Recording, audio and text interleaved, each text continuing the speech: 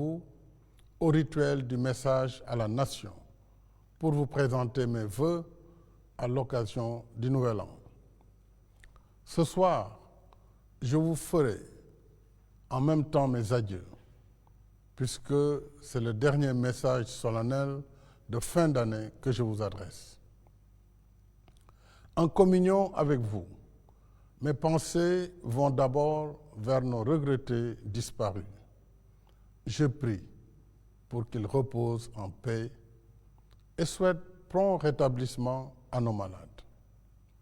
Cette année, notre pays a connu de graves violences ayant causé des morts et des blessés, la destruction de biens publics et privés, dont des lieux de culte, des consulats et ambassades, des établissements scolaires et universitaires, en plus d'une cyberattaque contre des sites stratégiques de l'État et de services vitaux tels que l'eau et l'électricité, et un attentat mortel au cocktail Molotov contre un bus.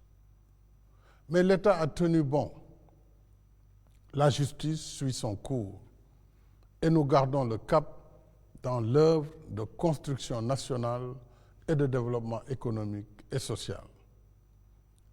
C'est l'occasion pour moi de saluer la contribution précieuse que mes illustres prédécesseurs, les présidents Léopold Sédar Senghor, Abdou Diouf et Abdoulaye Wade, y ont apporté. Bâtissant sur leur legs, j'ai engagé avec vous la transformation structurelle de notre pays pour accélérer notre marche vers le Sénégal émergent. Nos progrès sont réels et visibles à travers tout le pays.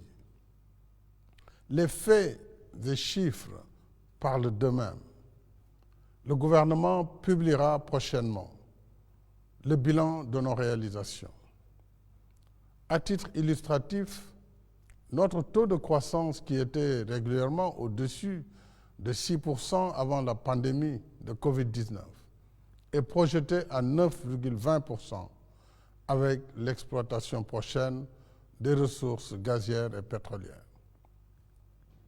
Notre budget national est passé de 2344 milliards de francs CFA en 2012 à 7003 milliards pour 2024, ce qui nous a permis d'investir dans tous les secteurs productifs pour dessiner progressivement le visage du Sénégal émergent.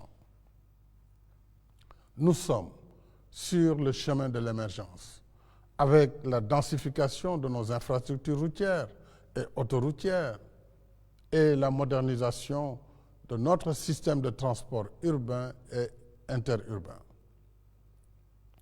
En 2012, notre linéaire routier était de 1500 km contre 2900 en 2023.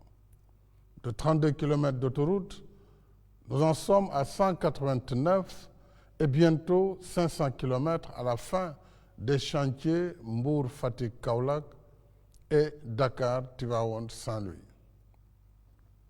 La deuxième phase du train express régional Diamniadio, aéroport international Blaise Diagne, s'achève dans quelques mois et une commande de 7 nouveaux trains s'ajoutera aux 15 actuels. Le BRT sera inauguré ce 14 janvier avec une flotte de 121 bus électriques alimentés par voie solaire et climatisés avec Wi-Fi à bord. À terme, le personnel du BRT sera composé d'au moins 35% de femmes, dont des conductrices. Dakar Dem Dikk a fait peau neuve avec 370 bus de dernière génération. Le Sénégal émergent, c'est le lancement prochain du premier satellite de notre pays, conçu et réalisé par nos propres ingénieurs. Ce sont nos aéroports régionaux, réhabilités, au Cap Skirring, à Kaolack, Kédougou, Sédhiou, Tambacounda, Saint-Louis. En attendant la livraison en 2024 des chantiers de Kolda, Linguère, Ourossogui, Matam et Ziguinchor. Le Sénégal émergent, ce sont nos parcs industriels et nos zones économiques spéciales, nos nouvelles infrastructures sportives, le Dakar Arena, l'arène nationale de lutte, le stade Abdoulaye Wade et les chantiers des Jeux olympiques de la jeunesse de 2026. Le Sénégal émergent, ce sont nos hôpitaux clés en main à Touba, Kaffrine, Sédhiou, Kédougou, Agnam et tous les chantiers en cours à Ourossogui, Saint-Louis, Tivaouane et Dakar, notamment la polyclinique de l'hôpital principal de Dakar et le nouvel hôpital Aristide Le Dantec. Ce sont les performances remarquables de notre corps médical qui a réalisé pour la première fois cette année une séparation de bébés siamois, des transplantations rénales et un traitement endovasculaire. Le Sénégal émergent, ce sont nos nouvelles centrales électriques à énergie propre, entre autres à Bokol, Malicounda, Taïba Ndiaye, Meouane, Médina Dakar et Kahone. Avec seulement 500 MW et un réseau vétuste de 501 km de lignes électriques, les coupures d'électricité étaient longues et fréquentes avant 2012, jusqu'à occasionner des émeutes. Aujourd'hui, nous avons plus que triplé nos capacités électriques, avec 1787 MW et un réseau de lignes porté à 1552 km. Nombre de localités qui vivaient dans l'obscurité sont maintenant éclairées. Le taux d'électrification rurale étant passé de 27% en 2012 à 61% en 2023. Avec l'exploitation prochaine de nos ressources gazières et pétrolières, nous réaliserons à l'horizon 2025 l'accès universel à l'électricité à des coûts plus abordables. Dans le secteur vital de l'eau, nous avons multiplié les forages en milieu rural avec la première phase du PUDC et construit une troisième usine à Keur-Momar-Sarr. Notre taux d'accès à l'eau potable est passé à 98% en milieu urbain et périurbain et à 96% en milieu rural. L'accès universel est désormais à notre portée avec 2 projets de dessalement d'eau de mer, un en construction au Mamel, à Ouakam, et un autre en cours de montage technique et financier, plus la deuxième phase des forages du PUDC qui va démarrer en début 2024. Nos efforts ont également porté sur les 3 piliers de notre stratégie de souveraineté alimentaire, l'agriculture, dont le budget a plus que doublé entre 2012 et 2023, la pêche et l'élevage. Ces 3 secteurs continuent de bénéficier de financements massifs pour les infrastructures et équipements, les intrants, la transformation des produits, les gilets, pirogues et moteurs, les cultures fourragères et l'amélioration génétique des espaces végétaux et animaux. Il en est de même pour la culture et l'artisanat, où s'exprime le talent et le génie créateur de notre peuple. Avec le Fonds de développement des cultures urbaines et des industries créatives et le Fonds de promotion de l'industrie cinématographique et audiovisuelle, nous soutenons nos artistes, hommes et femmes de culture. En outre, je lancerai prochainement le chantier du mémorial de Gorée. Et en faveur de nos artisans, nous avons créé de nouveaux villages artisanaux à Bambey, Fatick, Kaffrine, Kébémer, Linguère et Tivaouane. Les chantiers de Kédougou, Matam et Vélingara étant en cours de finition. S'y ajoute la zone d'activité des mécaniciens et professionnels de l'automobile, avec 488 ateliers établis sur 60 hectares. Nos mécaniciens et autres professionnels de l'automobile y trouvent un cadre de travail moderne et organisé, générant plus de 5000 emplois qui pourraient être dupliqués dans les autres régions. Mes chers compatriotes, dans notre quête du mieux-être, j'ai constamment à l'esprit le souci d'équité territoriale et de justice sociale pour que personne ne soit laissé en rade. Tous nos terroirs sont d'égale dignité et chacun de nous mérite une vie décente. C'est cela le Sénégal de tous, le Sénégal pour tous. Je pense au Sénégal qui se réveille tôt, travaille dur et se couche tard. Je pense au Sénégal des mains laborieuses qui vit à la sueur de son front. Je pense au Sénégal des petits revenus et des familles démunies. Voilà pourquoi j'ai mis en place des instruments d'équité territoriale et d'inclusion sociale, comme le programme d'urgence de développement communautaire, le programme de modernisation des axes et territoires frontaliers, le programme de modernisation des villes, le programme Xëyu Ndaw ñi, la délégation à l'entrepreneuriat rapide des femmes et des jeunes, le 3FPT, les domaines agricoles communautaires, la couverture sanitaire universelle et les bourses de sécurité familiale, dont l'allocation est passée de 25 000 à 35 000 francs CFA. Je suis heureux d'annoncer que j'ai renouvelé pour 3 ans le programme Xëyu Ndaw ñi portant sur 82 000 emplois jeunes pour un montant de 450 milliards.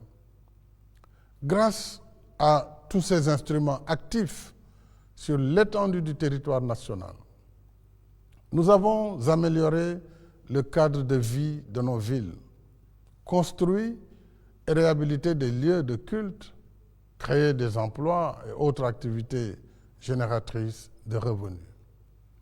Nous avons financé des milliers d'emplois de jeunes et femmes porteurs de projets, dont 250 000 attributaires de prêts de la DER/FJ. Nous avons permis à des millions de bénéficiaires d'accéder à des services sociaux de base, y compris la couverture maladie, dont le taux est passé de 20% en 2013 à 53,20% en 2023.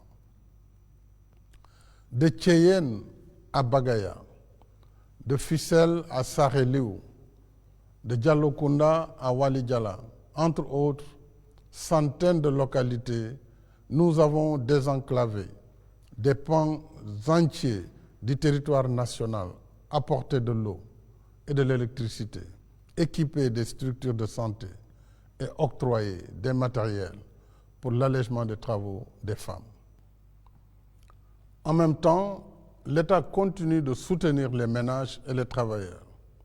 En plus de la hausse générale des salaires dans la fonction publique, nous soutenons les prix des denrées de première nécessité, du transport, de l'eau et de l'énergie, dont la subvention à elle seule s'élève cette année à plus de 600 milliards de francs CFA.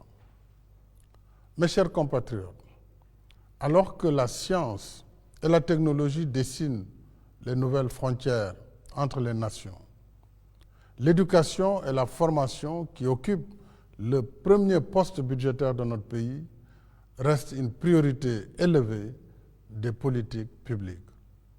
Du primaire au secondaire, nous avons considérablement élargi la carte scolaire, recruté 40 000 enseignants et porté les salaires à un niveau sans précédent.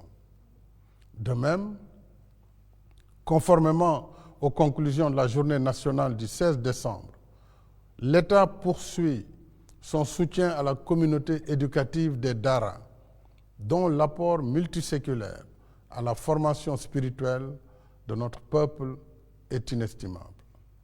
Cependant, À l'ère des technologies de pointe, dont l'intelligence artificielle constitue la dernière manifestation, il nous faut améliorer les performances de notre système éducatif et l'adapter aux réalités de notre temps.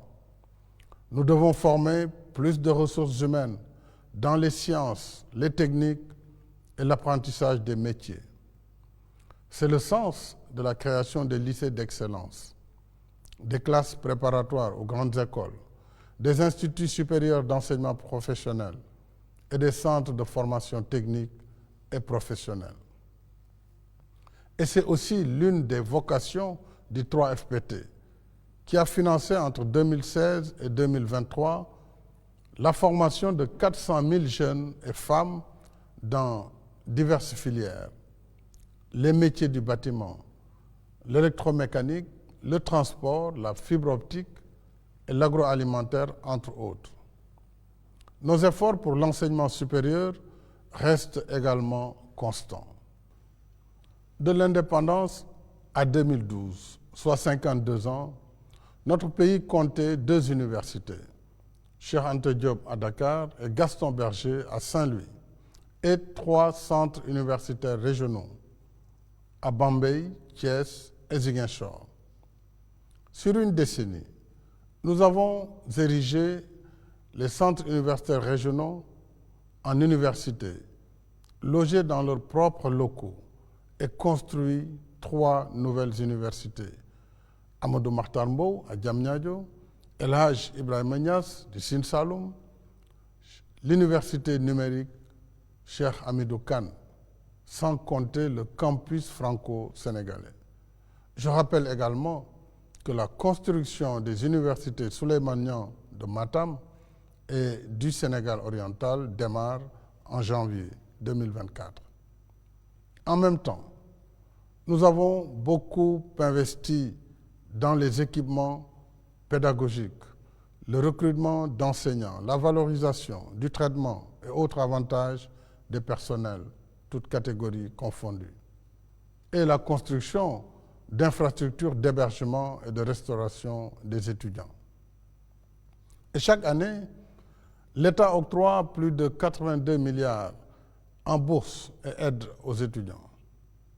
Pour tous ces efforts, parmi bien d'autres, au bénéfice de notre système éducatif, nos enfants méritent des années scolaires et universitaires plus stables et plus studieuses. Il y va de leur avenir et de celui de la nation. Cet avenir, c'est avec toute notre jeunesse que nous le construirons, en lui offrant plus de possibilités de formation adaptées au marché du travail et plus d'opportunités d'emploi et autres activités génératrices de revenus. C'est un de nos défis du présent et de la prochaine décennie. L'avenir de notre jeunesse, c'est ici, chez nous, qu'il se réalise, pas dans les mirages tragiques des réseaux de l'émigration clandestine qui arnaquent nos jeunes et leurs familles. Ce soir, mes chers compatriotes, je voudrais aussi vous dire de façon insistante et solennelle combien il importe de préserver la paix, la sécurité et la stabilité de notre pays. La paix revient en Casamance, comme l'illustre la cérémonie d'incinération des armes le 23 décembre dernier à Mamatoro. À la faveur de l'accalmie générale et des efforts de reconstruction en cours, tous ceux qui acceptent de déposer les armes ont leur place au sein de la nation.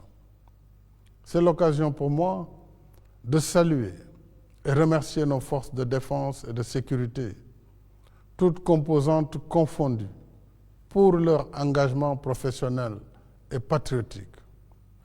Avec la montée des périls, nous avons considérablement renforcé leurs effectifs et moyens opérationnels, en plus de l'amélioration de la condition du soldat, y compris les pensions de blessés et mutilés de guerre. Dans un monde de conflits et de violences sous toutes ses formes, les temps sont troubles et incertains. Nous devons sans cesse nous convaincre que rien n'est définitivement acquis. Tout peut basculer quand la paix est rompue, quand l'extrémisme, le populisme et la manipulation s'emparent des esprits, banalisent la violence et imposent le faux à la place du vrai. L'extrémisme, la manipulation et le populisme sont les ennemis mortels de la démocratie, de l'État, de la République et de la nation. C'est pourquoi j'appelle instamment à la préservation de notre vivre ensemble pour que notre pays reste une nation unie dans sa diversité, dans la paix, la sécurité, la stabilité et la protection de notre héritage spirituel et socio-culturel. À présent, mes chers compatriotes, je voudrais vous remercier et vous dire ma gratitude. Quand je sollicitais vos suffrages en février 2012, je n'avais plus aucun mandat électif. Par 2 fois et à une majorité confortable, vous m'avez investi de votre confiance. C'est un honneur suprême en démocratie. Cet honneur, je l'ai toujours considéré non comme une source de privilèges, mais comme une éminente responsabilité et un devoir sacré d'être à votre service, de travailler jour et nuit pour mériter votre confiance. Toute œuvre humaine est imparfaite, mais quels que soient les critères d'évaluation, le Sénégal de 2023 est sans commune mesure avec le Sénégal de 2012. Je suis fier d'avoir réalisé avec vous cette séquence de notre histoire, un legs qui témoignera pour nous demain. En allant à votre rencontre, j'ai appris à mieux connaître et mieux aimer notre pays, d'un amour inconditionnel et inépuisable. Voilà pourquoi je ferai en sorte que l'élection présidentielle du 25 février 2024 se déroule comme les précédentes, de façon paisible et dans les meilleures conditions d'organisation. J'invite tous les candidats à œuvrer dans le même esprit. Tous ensemble, allons aux urnes dans le calme, la sérénité et le fair play. Et le 2 avril 2024, s'il plaît à Dieu, je transmettrai le pouvoir à mon successeur. Je resterai ensuite disponible et de bonne volonté, car j'ai le Sénégal chevillé au corps et j'ai le Sénégal au cœur. Mon cœur battra toujours pour notre pays, parce que ce qui nous lie, notre histoire et notre destin commun, transcendent mes fonctions officielles. Ainsi, après la transmission du pouvoir, je mettrai en place une fondation dédiée à la paix, au dialogue et au développement, pour continuer à m'investir dans des causes qui me sont chères. La coexistence pacifique des peuples, le dialogue des cultures et des civilisations, le développement durable et inclusif, la justice climatique, le financement de la santé, en particulier la santé maternelle et infantile, le soutien à la jeunesse, le développement des infrastructures en Afrique et la réforme de la gouvernance mondiale qui a mobilisé avec succès notre diplomatie lors de mon mandat à la tête de l'Union africaine. D'ici là, mes chers compatriotes, continuons notre marche commune, main dans la main, pour un Sénégal uni et prospère, dans la paix, la sécurité et la stabilité. Je vous dis merci du fond du cœur de m'avoir honoré de votre confiance pour servir notre pays.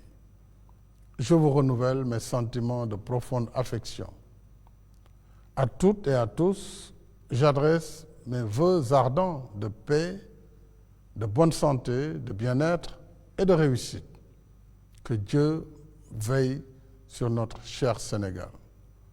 Bonsoir et déwénati.